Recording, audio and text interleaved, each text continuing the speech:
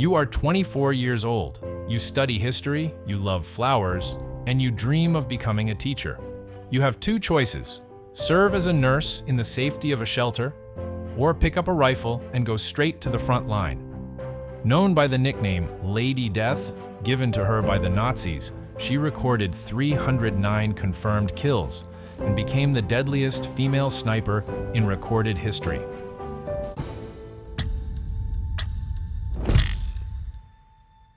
Lyudmila Pavlichenko was born in 1916 in Biela Tserkva, a small, quiet town in Ukraine. From an early age, she was fiercely competitive. She loved going up against boys, determined to prove herself. She believed deeply that women could be just as capable as any man.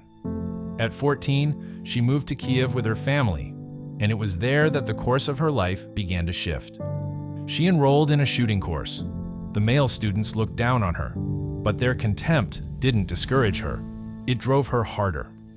She quickly rose to the top. Her accuracy was exceptional, and her instructors took notice. She earned a sharpshooter badge and an official marksmanship certificate. In 1932, she married Alexei Pavlichenko and gave birth to a son named Rostislav. But the marriage didn't last. Lyudmila had no choice but to return to her family.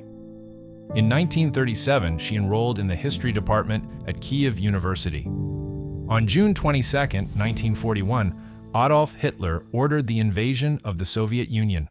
Operation Barbarossa had begun.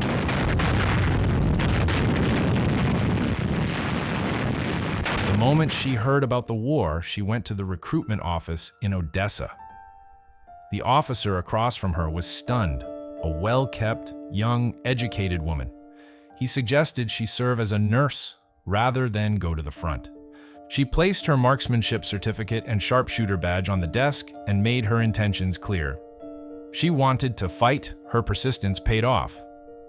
She was assigned to the Red Army's 25th Rifle Division as a sniper. When she reached the front, she didn't even have a rifle. On her first day, she was handed a single grenade and told to wait. She watched the fighting for hours. Then an opportunity came. During one skirmish, the Soviet soldier beside her was shot and killed. Pavlichenko grabbed his rifle, and that same day, she shot 2 German soldiers. The most dangerous assignments were one-on-one duels against enemy snipers. She would slip away from camp, under the cover of darkness, move alone into forward positions, find her spot, and stay completely still for hours, sometimes 10, sometimes 15. These duels could last 2, even 3 days. One moment of distraction meant death.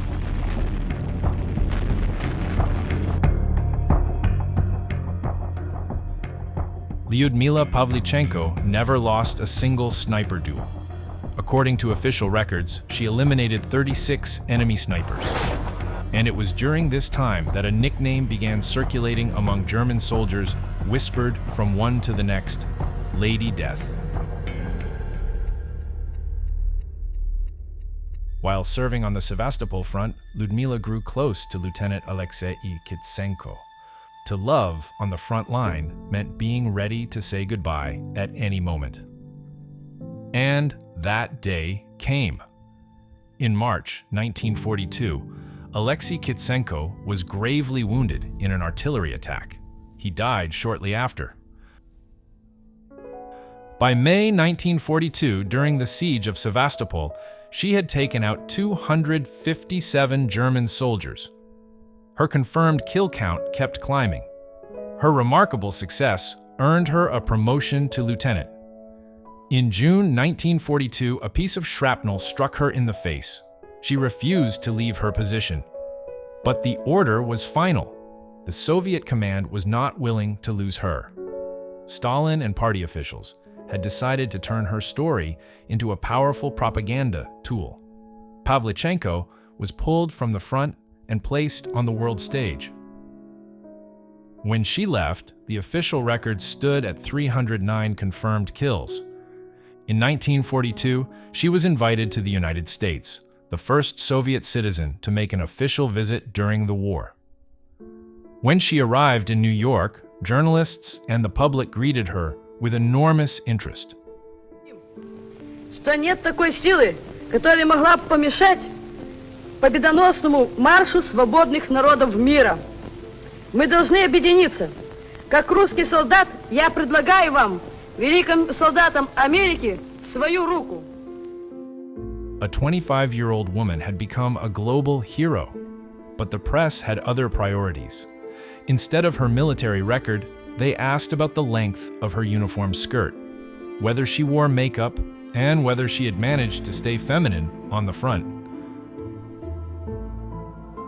She later traveled to Washington, where she met President Roosevelt and First Lady Eleanor Roosevelt, sharing her memories of the war and the sacrifices of the Soviet people. After returning to Moscow, she began teaching history, but the wounds of war made themselves known more and more with each passing day.